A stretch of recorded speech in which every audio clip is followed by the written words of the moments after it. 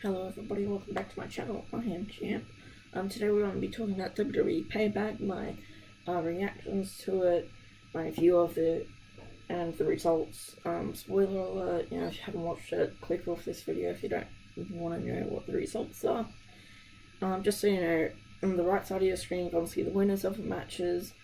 On the left side of the bottom left is my predictions of the matches, and top left is the matches in general. But you can see I just thought I'd leave them in there.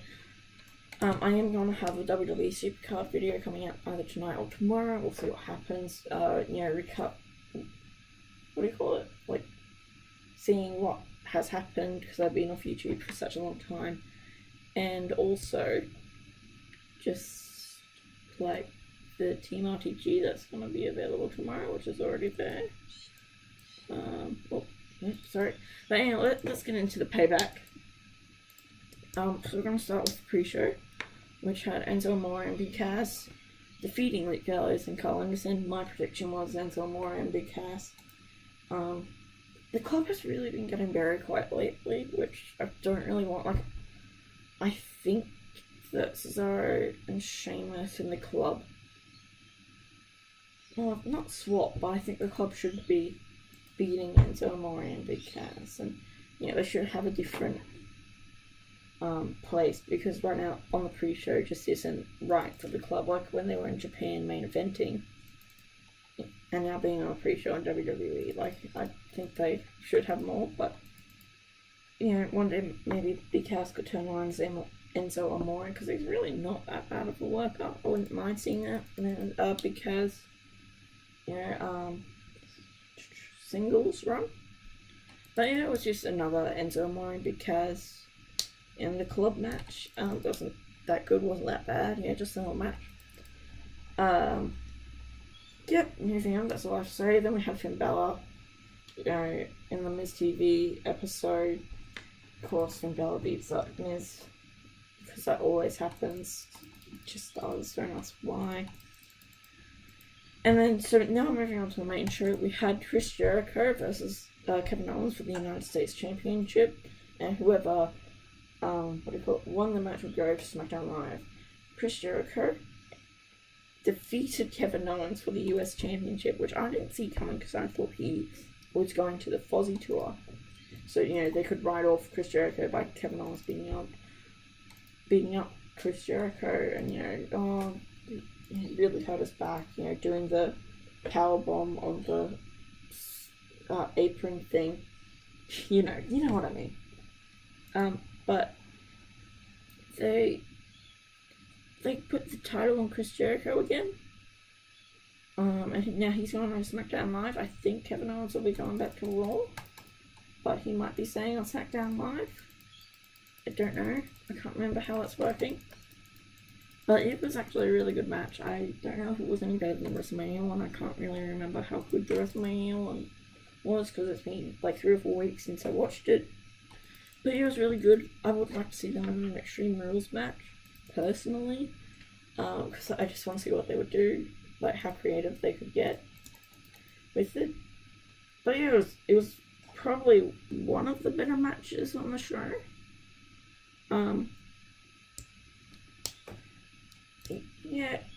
Was it? Yeah, it was probably one of the better matches. And also Chris Jericho continuing to hurt Kevin Owens' hand after he got the finger on the rope again, and putting it between the stairs and the pole, the ring pole thing, and kicking the stairs. I thought that was really cool, little storyline in the match. But yeah, it was a good match overall. Probably one of the better ones. Moving on, we had Austin Aries versus Neville for the Cruiserweight Championship. I thought Austin Aries would win, and he did, but by disqualification, so Neville is still the champion. And I don't know how I feel about that, because really, I think Austin Aries should have won the championship now, because I thought he would win it at WrestleMania. But I think he should have won it now, and then they have one more match. But now Austin Aries doesn't really have a reason to go for one more match. Like, that they probably will book him in one more match just cause. But, like, who else can really take his place? Because you can't have Rich Swann. You can't put Jack Gallagher in his spot. I don't know who you could put against Neville now. I think he should have taken the title and then had another month for one more match at the next Raw pay-per-view. But yeah, that was a good match as well. The disqualification ending, throwing the wet ref, I thought that was a pretty quick ending. Like, it just came out of nowhere and was kind of disappointing because it was a good match. But yeah, it was just kind of disappointing having Neville getting disqualified. It was kind of like what? Like, did that seriously just happen? And not in a good way. It was like, really? But yeah, it was a good match up until the ending. And I think they kind of stuffed up the ending, having Neville getting disqualified. But anyway, next you had the Hardy Boys versus Sheamus and Cesaro for the Raw Tag Team Championships. Okay. So they came in, and Sheamus and Cesaro, they were the tweeners. I had, the Hardys to retain, and they did against Sheamus and Cesaro. But, you had, Sheamus and Cesaro coming in as, like, not baby faces, not bad guys, but, coming in as a tweener. And they lost, and, the Hardys, shook their hand at the end. And then, Hardys celebrating. All of a sudden, out of nowhere, it was Cesaro hitting Jeff Hardy off the top rope. And they did a beat up, so now Sheamus and Cesaro are heels, which I think is a good change for them. Because Sheamus is just naturally a heel, like, he was never gonna be a face. Cesaro, like, he was an alright face. But seeing them as a heel tag team is really nice, because now I can continue the feud against the Hardy Boys. And I think that's nice, because I like their feud. I think they're both good tag teams, and they put on a good match. I don't know what else to say about it. Like, it was a good match. The ending of this match was really good. They're having them beat them up, and having Sheamus and Cesaro beat up the Hardy Boys. I thought that was a good match. No, good ending to it. Turning them heel at the end. I thought that was really, really good. I think, Sheamus and Cesaro being a heel team could possibly go further with it, because, like, they were trying to be faces and then showing them like tweeners, and it was like, I think they can do more with the heel gimmick now. Moving on, we had Alexa Bliss versus Bayley for the Raw Women's Championship. It was in Bayley's hometown of San Jose today, and obviously Bayley was going to lose. My prediction was Alexa Bliss. I wanted Alexa Bliss to win. She did. She's the new Raw the new Raw Women's Champion. So she's the first woman in history, I think, to win the Raw and SmackDown Women's Championship, which is really good. I think she deserves it, considering that she didn't win the Women's Championship in NXT, and now getting pushed on the main roster. And I think she really does deserve it. I think it's really good for her. I think Bayley had a WrestleMania moment. I would have liked to see Sasha turn on Bayley, but I think that could be for the next, like, WrestleMania maybe, where you can have Sasha and Bayley, like, Sasha turns on Bayley, because I think that would be a really good match, and possibly try and make it better than the one in NXT. Because, they're great wrestlers, but so is Alexa Bliss. Like, Alexa Bliss deserves it in my book. Yeah, it was a great match. Again, like, most of these matches were good. Not all of them. Some were, like, average. And there's one coming up that is a bit, so-so. Is there anything else about this match that I've missed? I don't think so. No, I think that's all that happened mainly. So we'll move on to Seth Rollins versus Samoa Joe, nothing on the line. Seth Rollins won against Samoa Joe. Of course he did, coming off of the WrestleMania win. And then if you lost to Samoa Joe, it was kind of going to be like you just beat Triple H and now you're losing to Samoa Joe. And you couldn't add in that injury storyline. That would have just been like, no, you do not have an injury anymore. I didn't get this, I was watching it live, but I kind of got distracted in the match. They were still trying to play up the knee. I didn't really believe it. I thought they should have just had a good match. And it was, again, this show was really just like another episode of Monday Night Raw, really. Just with some more title matches and a inter-brand match between Bray Wyatt and Randy Orton, which we'll get into next. But it was just one big episode, I think it might have been shorter.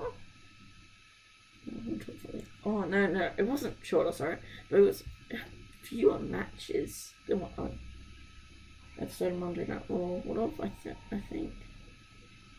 But it was just one of those matches. It was good, I guess. Tell me what you thought of it. Tell me what you thought of the whole show in the comments below. I really want to hear from you. And hear what you have to say about this. Did you like it? Did you hate it? Did you love it? Did you think it was alright? Tell me in the comments below. Now we've got Bray Wyatt against Randy Orton in a House of Horrors match. Now this was different. It was very weird having a video, a already shot, pre-recorded video played of Bray Wyatt and Randy Orton at the House of Horror. I didn't really like it because then they came to the ring for some reason. I think it should have kind of been like an Ambrose Asylum, or have the whole match in the house, because it was kind of weird.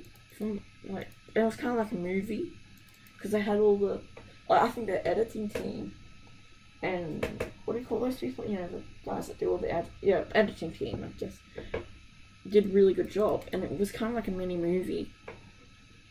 But it was good. Bray Wyatt shoving the refrigerator onto Randy Orton. It wasn't like creepy or anything. It was just kind of weird. So that happened, I think, before Seth Rollins and Samoa Joe's match. And then Bray Wyatt left off in the limousine that Randy Orton came in. And then, you had the Seth Rollins vs. Samoa Joe match. And then, they showed up at the arena. Bray Wyatt had his entrance. Then Randy Orton came out at the end of the entrance. I don't know if Randy Orton was underneath the ring or if he came out. And how WWE does that thing where they can cut it in the live because it's I think it's 7 seconds. What do you call it? When it's 7 seconds. But, the audience will see it 7 seconds before what we do. Just, it's like a delay. That's what the word is.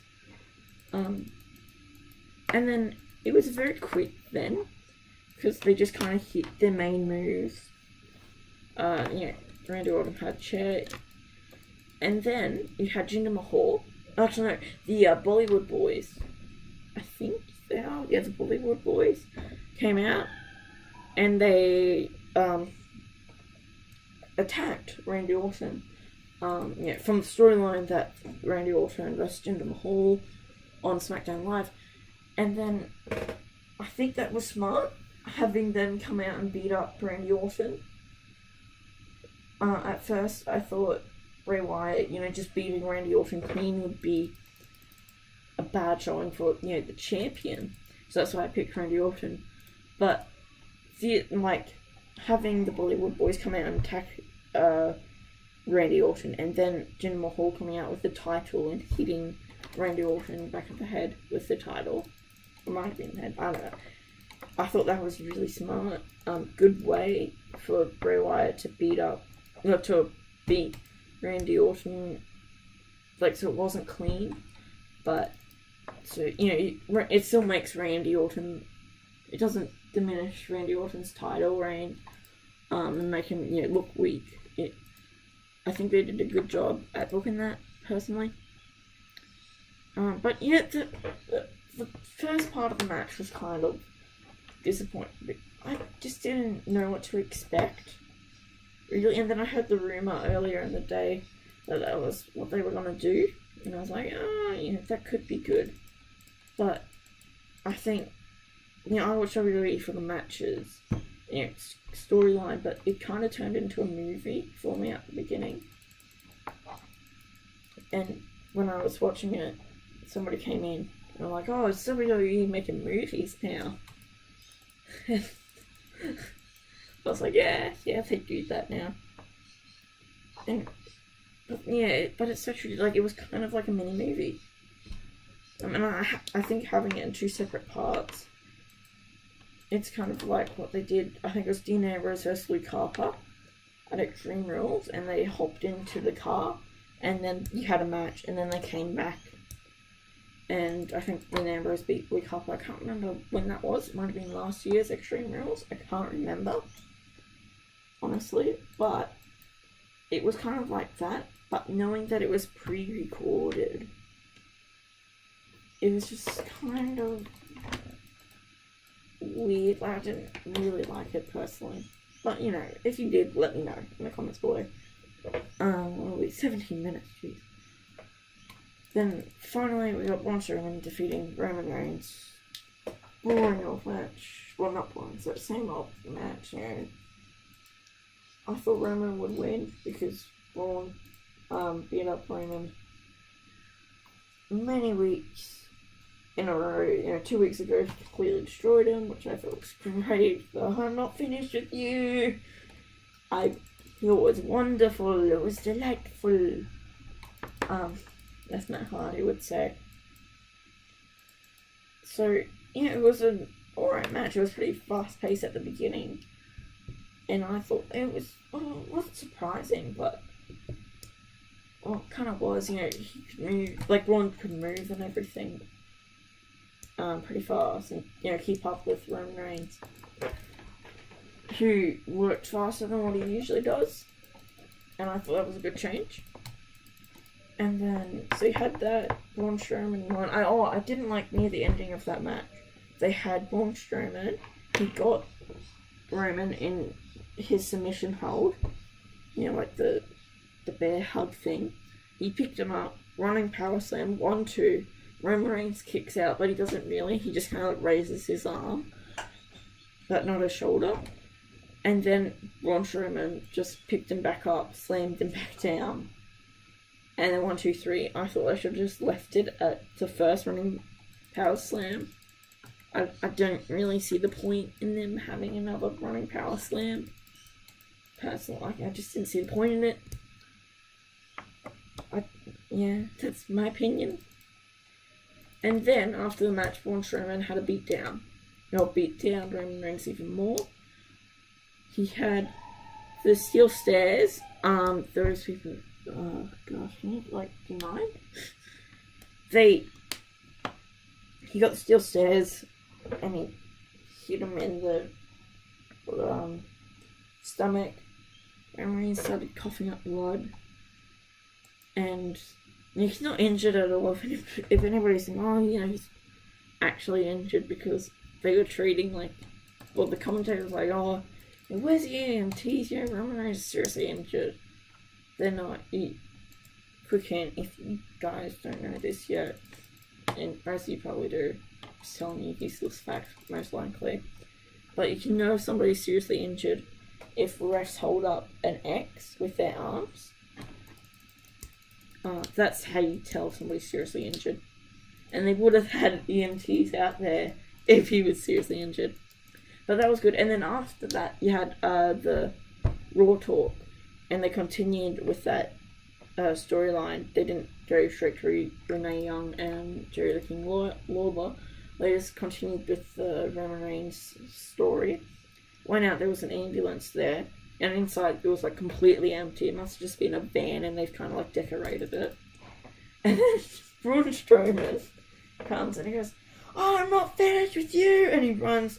Roman Reigns dodges him. He goes through the open back doors that they had. Through that, I'm sure you've already seen it if you're watching this. He goes through into some boxes, and then I'm pretty sure that was that.